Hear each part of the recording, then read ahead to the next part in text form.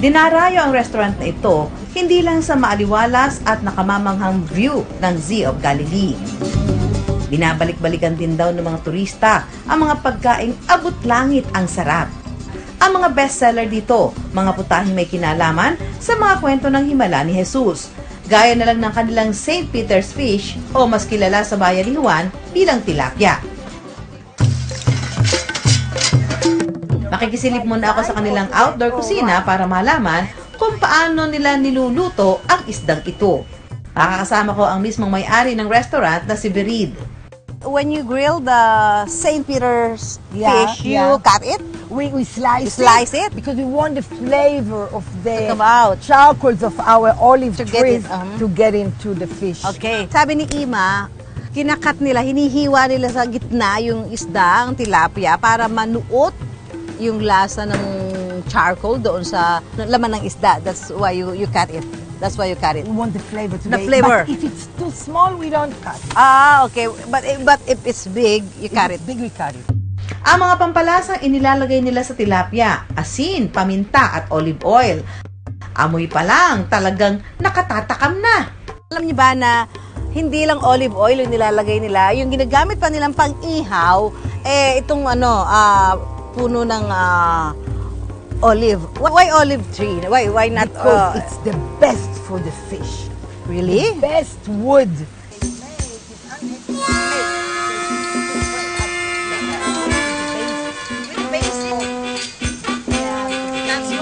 Oh, I can't wait to taste this. Break because it's too fresh. May I taste? Can I have a taste of this? No, wait. Oh, you have. Hindi ako makaintay eh. Wow. No, it's okay. Okay. Tomato? I want grilled tomato for the tilapia Okay. Masarap daw to eh. Siyempre, hindi rin ako patatalo pagdating sa pagluluto. Ang susubukan ko naman ang paggawa ng kanilang kakaibang tinapay na kung tawagi Jesus Bread.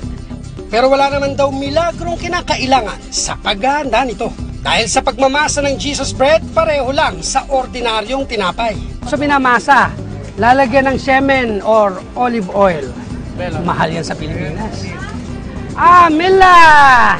Yung mila nila, yung asin, buo-buo. Dead sea pa to, no?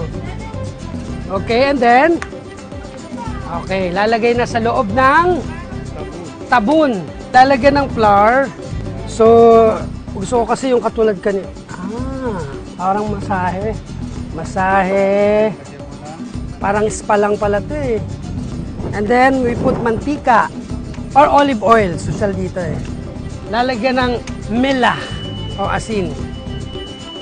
And then, lalagyan din to dapat ng ng flour. And then, ilalagay dito. Tapos, pagka nalagay mo na yung flavor niya, lalagay na sa pugon. We'll just leave this like this. Perfect. Pagkakaluto ko may pagkasosyal. This good for customer? For who? For who? For the fish. For the fish. Ito yung unang gawa ko. Medyo para sa pagkain daw ng isda. Ito yung kanya.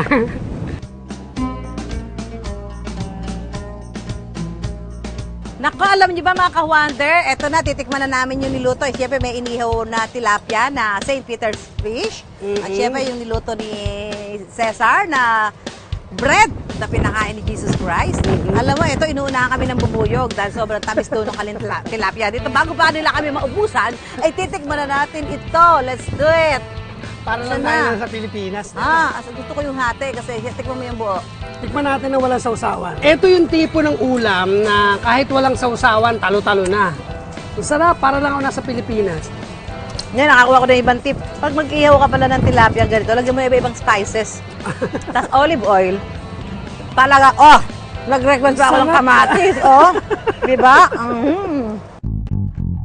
Parang social na nabibili sa mga 5-star hotel. sa mga hotel siya. Hindi siya sa panaderya. So, ang sarap niya. hindi siya sa bakery. Parang, kahit walang palaman, pwede. Sarap. Hindi na rin namin pinalagpas ang pagkakataong mag-wine tasting dito sa isang 5-star hotel sa Jerusalem. Itong wine na to, isa sa mga the best ng Israel dahil yung kanilang yung grapes na ginamit nito galing sa ano ba, Mediterranean? San and Marsan. Marsan and I'm tasting and Susan. Cheers! Cheers! L'chaim. Kamay. Maalat-alat na matapang na tamis-tamis. O mga ka-wonder ha, drink moderated, don't overdrink. Ang red wine na ito, wala naman daw sa katas ng mga ubas na nakatanim malapit sa mga bulkan sa Israel. Kaya pasabog din daw ang lasa nito. At nagpaturo na rin kami ng tamang pag-inom ng wine. When we do this, what actually happening that the wine, when they touch oxygen, they're starting to disappear. And when they disappear, the more flavors of the grapes in the wine gets open up. So this is why we call Ganun this pala yun. action opening or breathing, let the wine breathe. Okay. People do like this to the wine. Yung pala, kaya pala inaalog para mas maging malasa. We want the wine to breathe. Akala ko kasusyalan lang yun. Yung ano pala siya, may purpose pala. Now we know.